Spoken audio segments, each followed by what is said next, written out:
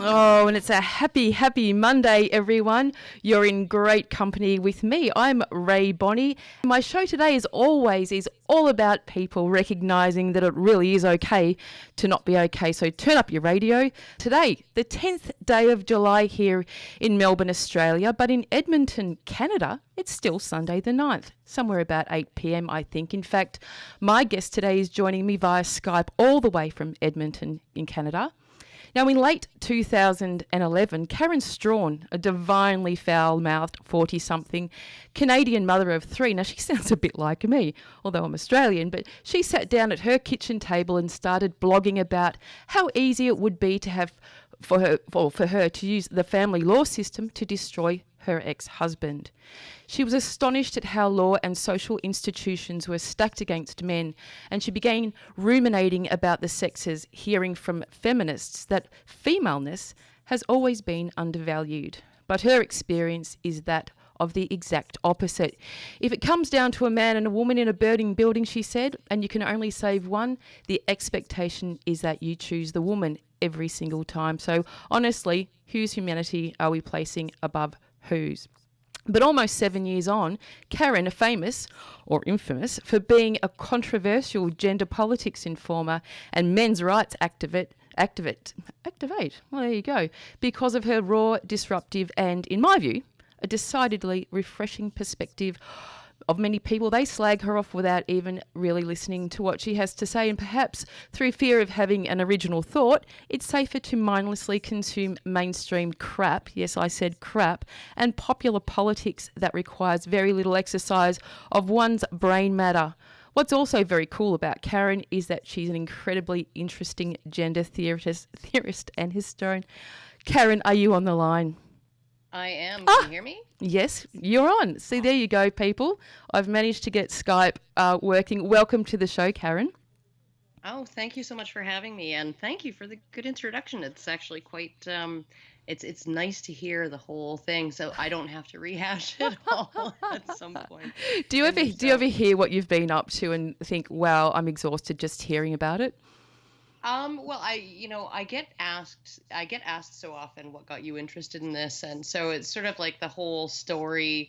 It's that story that I feel like a grandparent who tells the same story over and over again, but not because I want to. It's just because people keep asking. So, but it's nice to have a bit of that background presented by somebody else for a change. Thanks very much for that. Absolute pleasure. So we can get to some more very interesting things. And, like you, I get up for this stuff every single day. And in fact, this morning I presented to about 50 blue-collar men in the construction industry, and I've already had a couple of emails through wanting to connect a bit more personally. I used one of your slides as well, so that went down really well.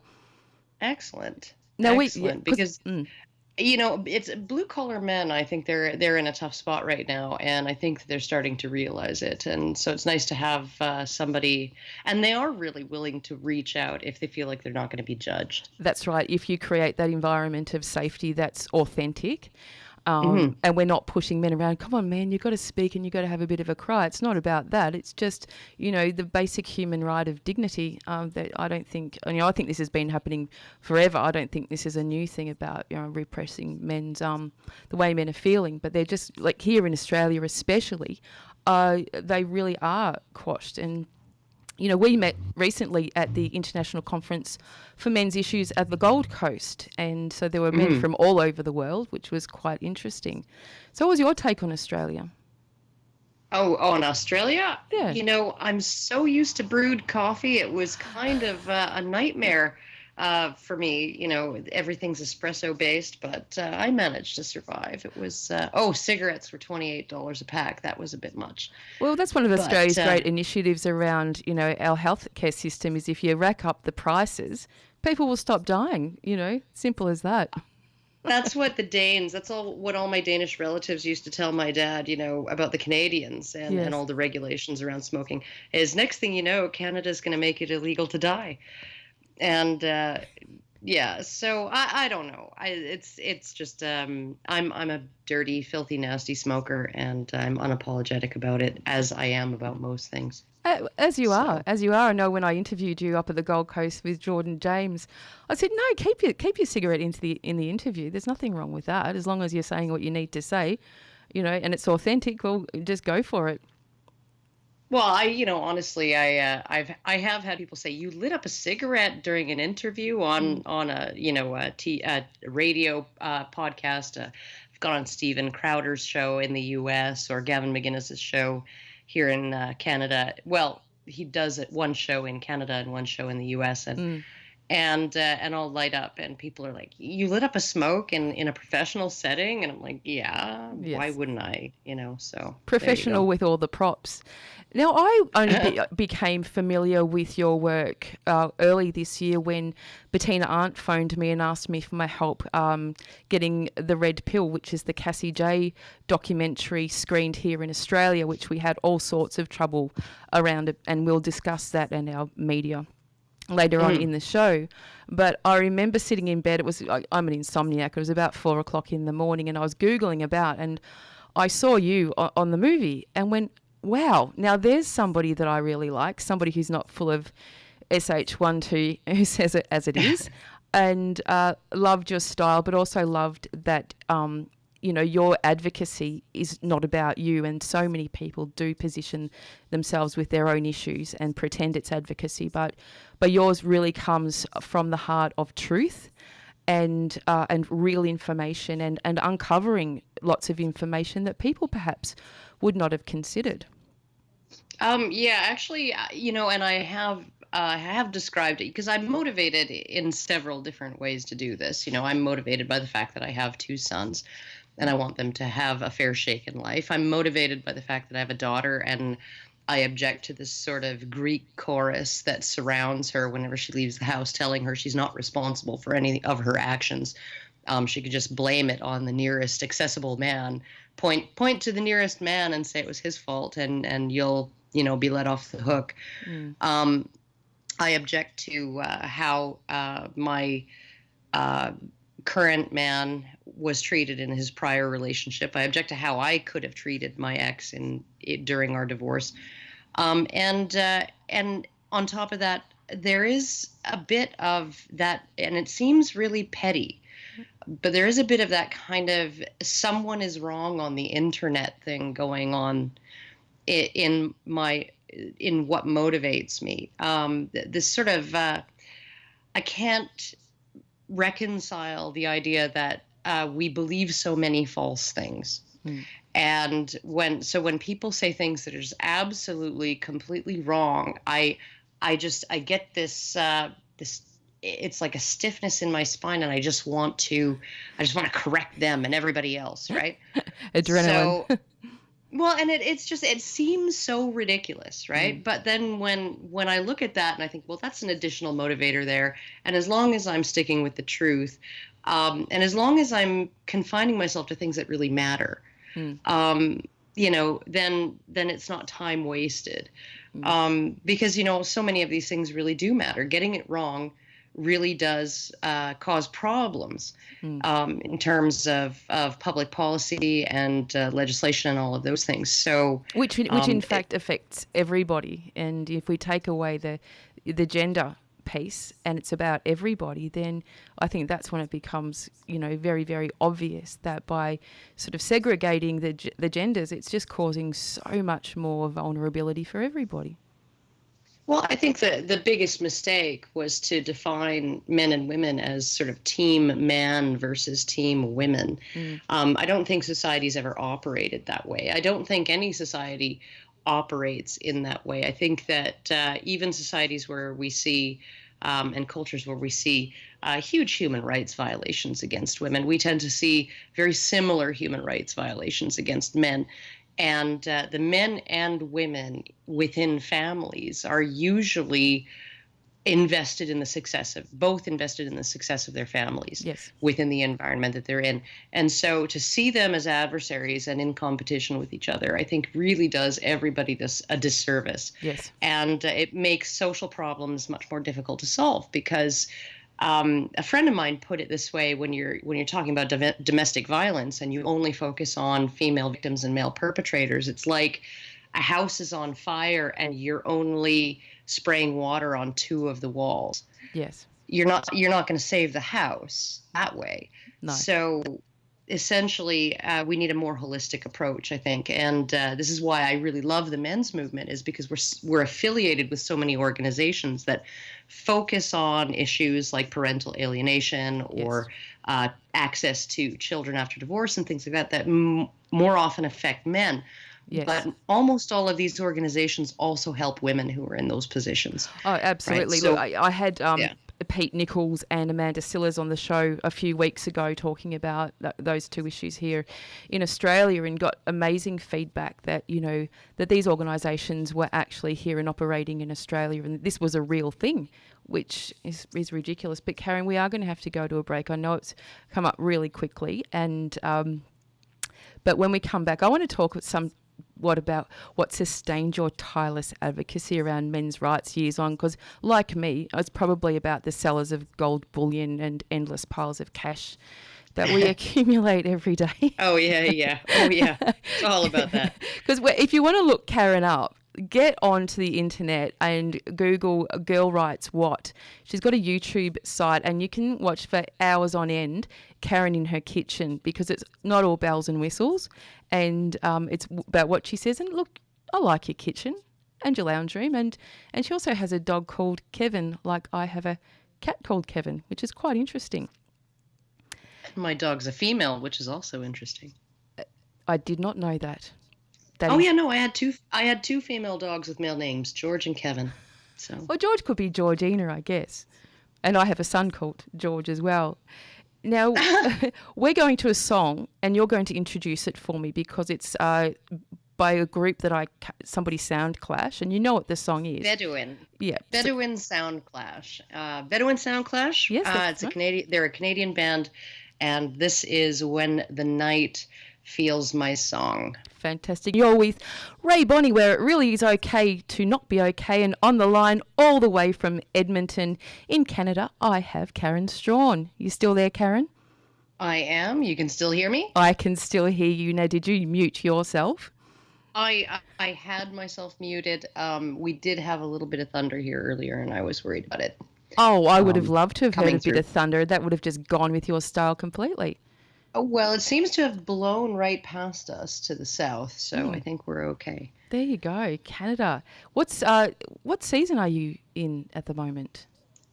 This would be just at the start of high summer, so July 21st, I believe, is the longest day of the year. Right, because we just have the seasons here in Melbourne every day. All of them at once. Yeah, I've heard that. It is true. In Edmonton, we have two seasons. We have winter and construction, and they're both about 6 months long. So I heard that. Now, for those of you who've just tuned in, I'm speaking with Karen Straughan. She's unstoppable when it comes to illuminating the disparity and disgrace around men's rights issues all around the world. And Karen, a question. What does your mum and your family, for that matter, think about your rather unconventional occupation? I think they were a little dubious at first, but, the more I would tell them things, the more they'd say to me, yeah, you're right. I've seen that. Yeah, no, you're right. That doesn't make any sense, the way we do things. So, and now they're just very proud of me, and they do everything that they can to support me. So that's pretty cool. My sisters, I have two sisters, and both of them support what I do. My bosses have been very supportive. When I was still working a day job, one of my bosses would go out of her way to make sure I could take time off to go to events and stuff like that. Yeah. So, I mean, they've just all been, and I've never really made, maybe for the first 6 months or so, I kept myself, kept a low profile. And didn't really I didn't let people in my personal life know what I was doing online. But then I just came right out of the closet, and I haven't had anybody give me a bad reaction at all. So because many do in this space, don't they? I've heard terrible stories of death threats and and threats full stop, especially around women who work in the men's rights space? I actually think that you're probably more likely to get threats and hostile feedback and abuse and stuff like that if you're a man doing this, Mm. than if you're a woman doing it. I think that essentially there because the group that you're most likely to get that from are feminists, Yes. and feminists are, I mean, I think that there's a conflict there in terms of, really, really coming down hard on women who actually, who they disagree with. I think that Mm. they are much less likely to be really, really, really horrible Yes. to women. Mm. Because it's part of their ethic that they're not supposed to be that way because women have enough to deal with, right? Women are busy fighting the oppression of the patriarchy, and Mm. so we shouldn't call them names or send them threats, right? But yeah, no. So I would say that I probably I don't get a whole lot of negative feedback, and I've gotten a few really interesting threats and things like that. There was a guy in a comment section threatened me publicly with violence. Said he was going to find out where I lived, and he was going to, Yes. come over and do all kinds of horrible things to me. And I just replied in the public comment thread. I said, "What, like now? Because like I haven't vacuumed in a while, and I haven't shaved my legs in a week or so. Do you think we could reschedule for Friday? I should be ready for company." Did you get a And then response? he came back and he said, "What kind of woman are you?" And I just said, "The kind who thinks you're probably not going to drop everything and find out where I live, right? Like, Yeah. and come here, over here. Like, I honestly don't think you're going to do that. I Mm. mean, it's possible, just like it's possible the death rays from Mars could strike me dead Mm. sitting on my sofa, Yes. but I don't think so, But speaking right?" about sort of venomous comments or even actions, did you come across any of our wildlife while you were here in Australia that you were a bit frightened of? Are you talking about drop bears? Because I heard there's an Australian sitting in every tree with a drop bear ready to drop them on unsuspecting tourists. This is what I heard from a German friend of mine. No, well, the koalas for a start, and they are vicious little things, but you don't want to get too close. But they're very cute.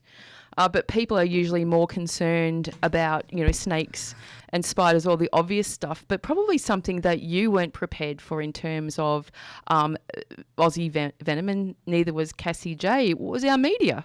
What do you think about Oh, that? I was prepared. I was prepared for it, and I actually Yes. got refreshingly little of it. Mm. But then I'm an old hat at this, and giving 45-minute long interviews that get condensed down to a sentence fragment to prove something that I never said Mm. in an article or whatever, right? I'm used to the hit pieces and stuff like that. But and I was actually fairly well treated comparatively, just in terms of what I have experienced thus far. Australian media was pretty good to me. Mm. Cassie, on the other hand, Cassie J. Yes. Oh, she just got raked over the coals. I was Mm. just absolutely astounded at how hostile Mm. the media was toward her, and she actually really handled herself well. That moment when she asked, who was it, Andrew O'Keefe and his Yes. co-host, Mm. did you actually watch the movie?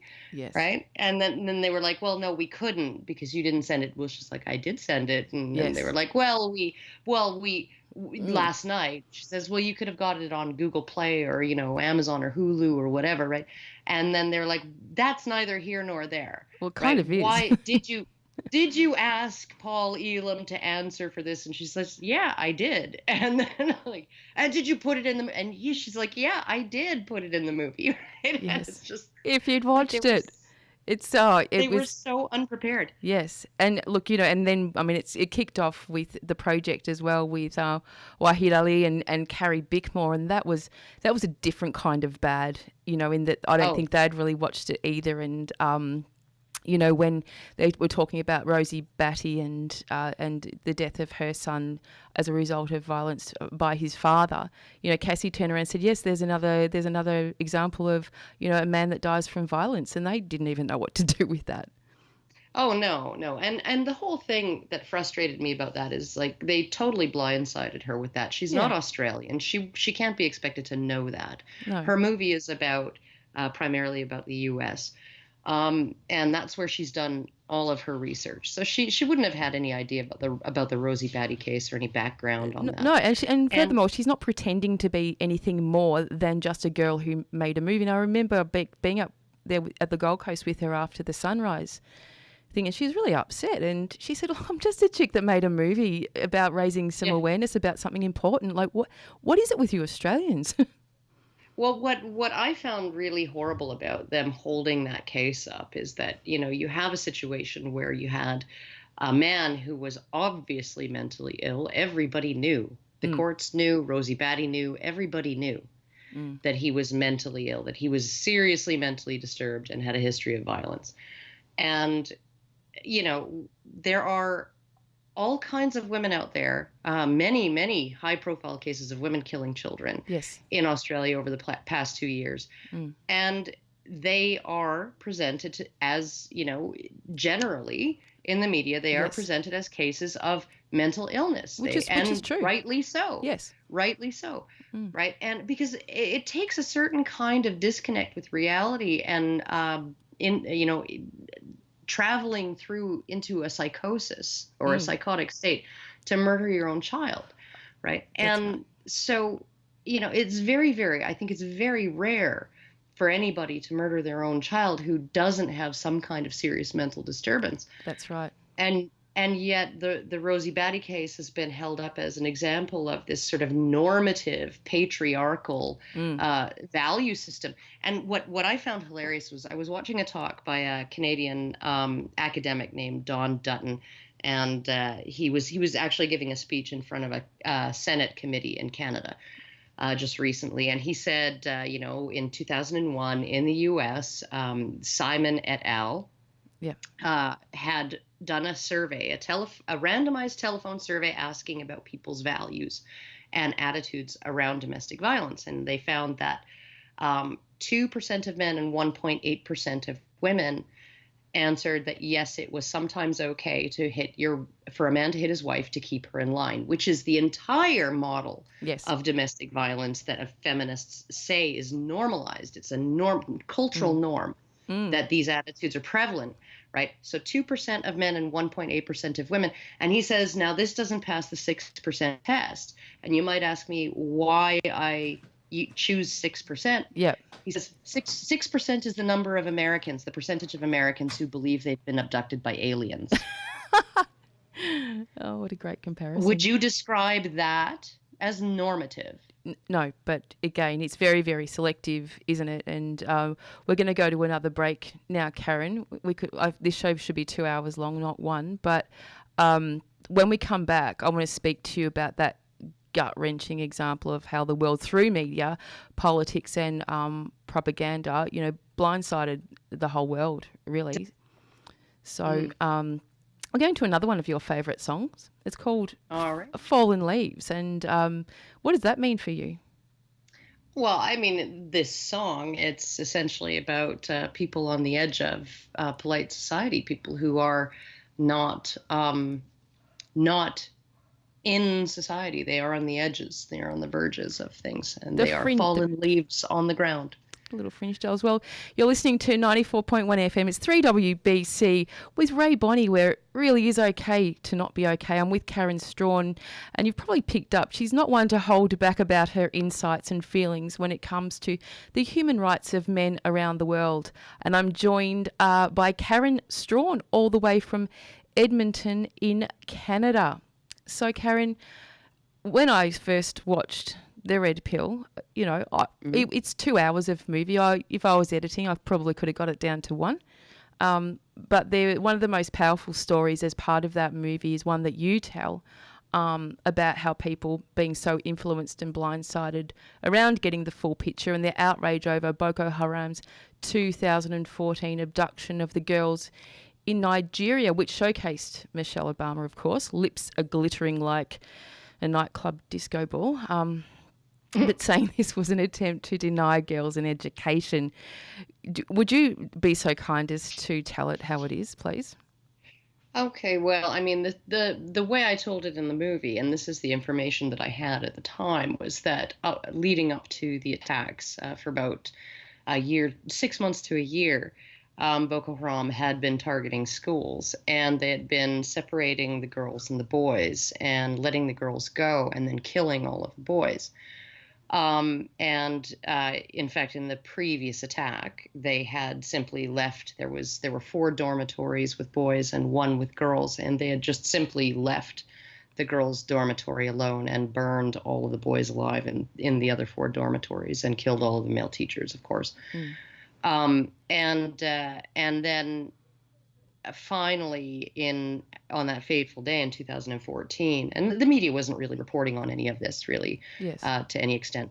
And then on that one day, they kidnapped 200 or so girls from a school, a boarding school, and everybody lost their minds. The UN, everybody just absolutely, the Western media went crazy. And then there was the hashtag campaign, and all of these celebrities, including Michelle Obama, um, framing it as misogyny and trying to deny girls an education. Well, the word Boko Haram actually means no Western education, or Western education is sin.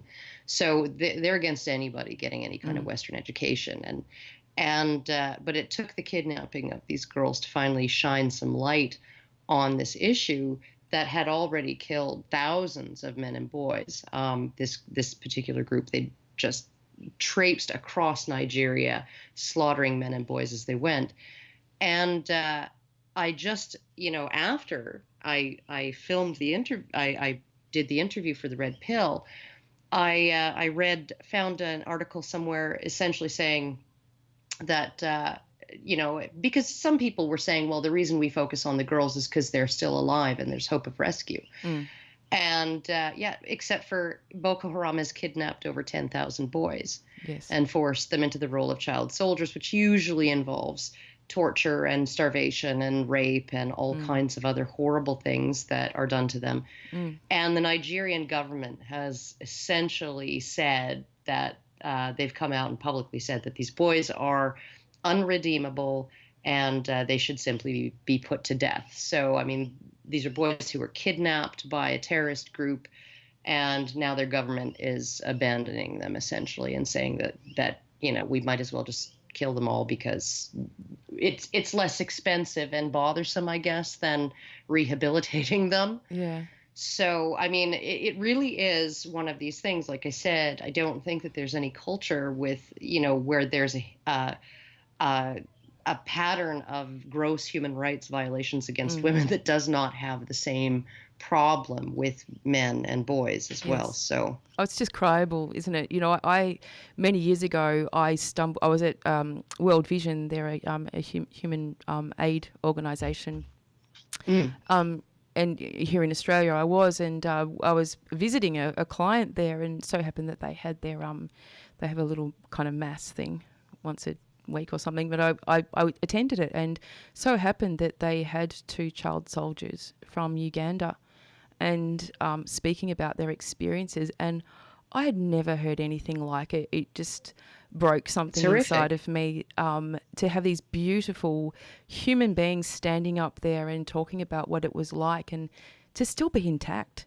It was just, So when it's absolutely horrendous what happens to so many of these people, and and it's horrendous as well that the skewed picture that our media gives us of what's going on in these countries. Canada has just Justin Trudeau, our prime minister, our feminist prime minister, has just essentially said that eventually 95% of Canada's foreign aid will be going to women and children, and the rest, the other 5%, will be essentially gender neutral. And what frustrates me about that is that, so I'm on YouTube all the time. I stumbled across a promotional video by Stephen Colbert of the Colbert Report, which was a very popular show in the U.S. And it was, campaign to fundraising campaign to get girls back in school in the developing world. Mm. And the statistics they were giving were that 58 million girls of elementary school age were not in school globally. Mm. And they linked to a UNESCO report, but the UNESCO report that said that 31 million girls and 27 million boys were not in school. So they've doubled the number of girls and they've erased all these boys to turn it into a gendered issue. And it's just so sad because I see it over and over and over and over again.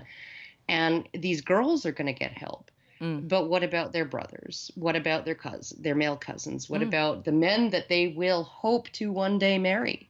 Yes.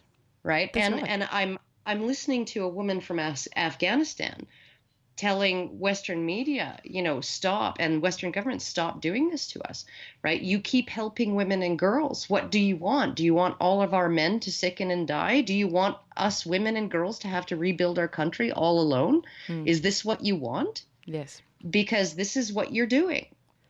And I think, I always like to remind people when we're having these discussions that this is not about the exclusion of women at all. It's about the inclusion of everybody. And this is an everybody's issue. And every single person, has the basic human right to security, safety and dignity. And there's a huge disparity. So we're going to go to another song now, Karen, on that. Colorado. I've got Colorado. Is Juliet. Juliet, that's the one. Colorado is the song is Juliet. It is about a young man who befriends an old lady who is his neighbor who lived an unconventional life without regrets. I am speaking with Karen Straughan all the way from Edmonton in Canada. Karen, what a great song. Yeah, no, it always kind of, every once in a while I get into one of those moods, and when I listen to it, it makes me cry. So, well, I was noticing, because I can see the video piece as well, because I'm playing the video piece. They're rather hot, those boys.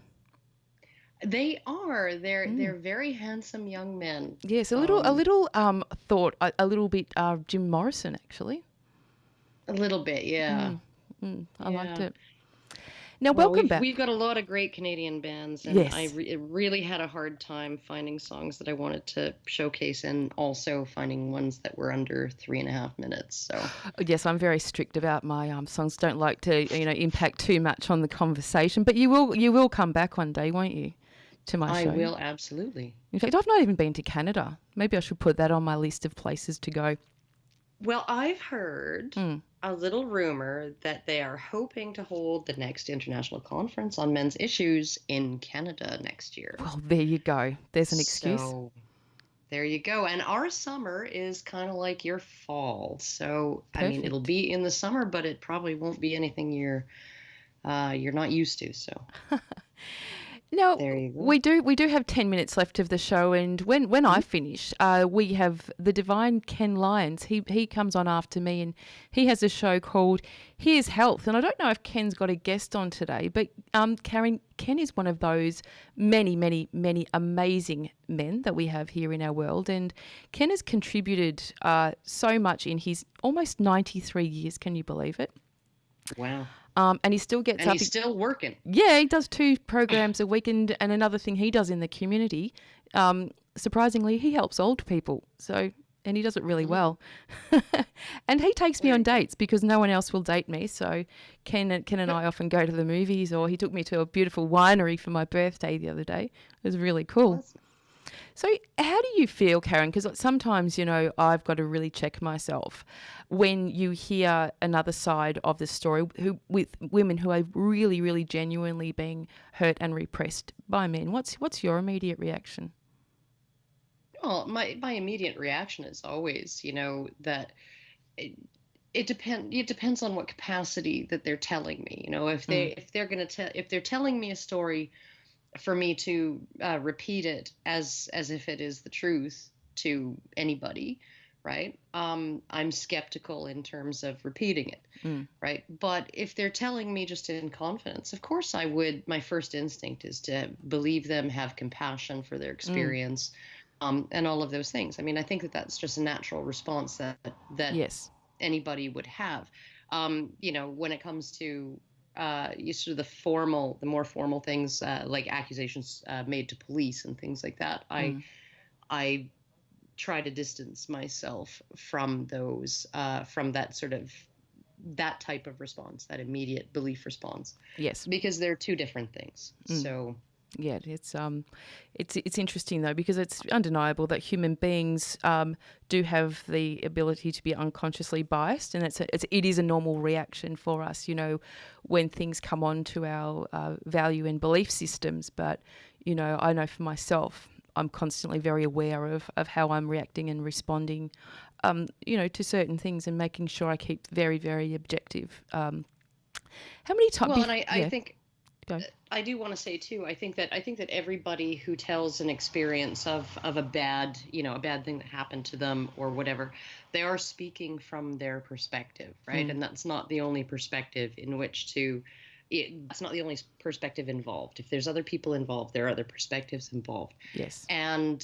so I've always sort of been, and I've had friends who were, fighting with their significant other, and they, and I was just, can I talk to him, because I really would like to get both sides of the story Yes. before because if you want me to give you advice on how to make things better, I need to have his side of the story too, Mm, because you're obviously not in agreement. And that's not to say not either, some say that either of you is wrong, mm, but just that you're not seeing eye to eye. And maybe yes. I can help you guys see things, you know, Definitely.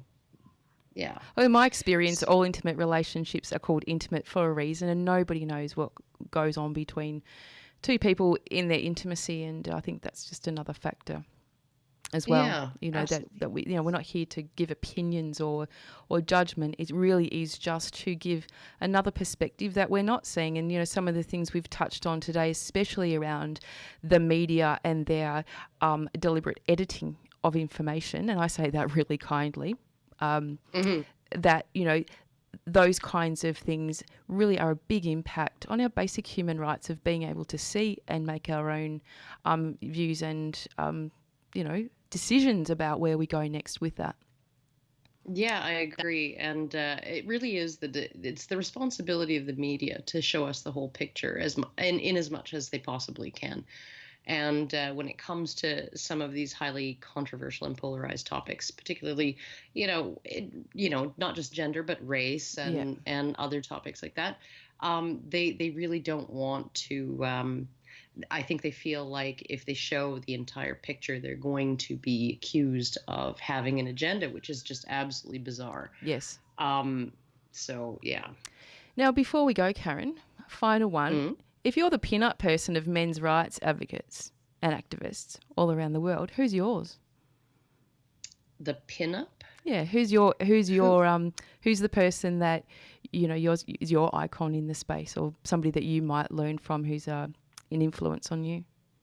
I don't necessarily have somebody favorite that I have learned from, but I do have a favorite who I admire very greatly, and that would actually be Paul Elam. And the reason why Mm, is because he has done such an incredible job of putting himself out in front to push the boundaries of conversation forward by saying some really outrageous things and taking the slings and the arrows and the all of the blowback, mm, um, and pushing and giving everybody else more room to be able to actually operate in more ideas. If people like Paul Elam went away, then Cassie J would become the new extreme edge of yes. the men's movement. Mm. And I think that that would be just absolutely atrocious. It would be a horrible, horrible thing. So I Well, think it's not even her intention at because all. So no, of course not. And essentially, uh, people who push that edge give the moderates room to do some really good work. And but the people who push the edge, they get a lot of flack for it, and it's often a thankless job, because they're getting flack not just from people on the opposing side of the argument, but they're getting flack from people who are like, you're discrediting our movement. And I'm thinking to myself, you should be thanking him, because he's the only reason what you say doesn't get the same response that he's getting. Right. Yep. So because he's pushed things that far. And so I would say I have a great deal of admiration for him. And plus, he's just genuinely a gigantic sweetie. Yes. Don't let the media tell you otherwise. Yeah. He's a big unit too. He's a big man, as in tall. Oh, he's huge. Yeah. He's huge. He's like 6'7" or something like that. But he is just so sweet. He's just such a sweetheart. So, well, thank you so much for joining me today, Karen, and I hope your experience with our community radio station media has been a little more enlightening than previous experiences, because I've also edited our show today. In fact, I've dropped 2 songs out of the run sheet because I think that my audience should be listening to more of the great stuff that you have to say. And so I made that decision to edit out a few things to the benefit. Oh, well, that's awesome. I'm glad that you edited it in that way. Yeah, that's right. And not the other. All right. Well, thank you so much for having me. No, it's an absolute pleasure. But I just want to remind people, if you want to hear more of what Karen has to say about this incredibly important topic, you can even, can they email you at girlwriteswhat@gmail.com? Oh, sure. Yeah, no, it's a perfectly public email address. Yes. Also, if you want to see more of me, I will be on Bettina Arndt's channel. She has a YouTube channel now. Yes. And I will be on there sometime in the next 2 weeks. We're just trying to hash out the details of when would be a good time to sit down and have a discussion. Well, you'll be in good hands there, because my mate Scott Corman, he does all of the production, the video production of Bettina's channel. So he's pretty smick. So you'll find that technically you'll be well looked after. And of course, it's Bettina. So, you know, it's all up your alley. Well, and of course, because it's Bettina, and because I used to write dirty books, we're probably going to be discussing sex a lot. So yeah. I want you to come. I wanted to ask you about that today, but we ran out of time. Maybe we can just do a whole program on your erotica. Maybe I'll have to. My rights have reverted from my publisher, and I will have them republished under my own label. Awesome. And yeah, and then maybe we'll have something to discuss. All right, well, we'll be in contact soon, but you have a wonderful day. All the best to Mike and the family, and great work, Karen. All right. Thank you so much, Rae. Okay, speak to you later. Okay, bye-bye. Oh, that was Karen Straughan. What a great interview.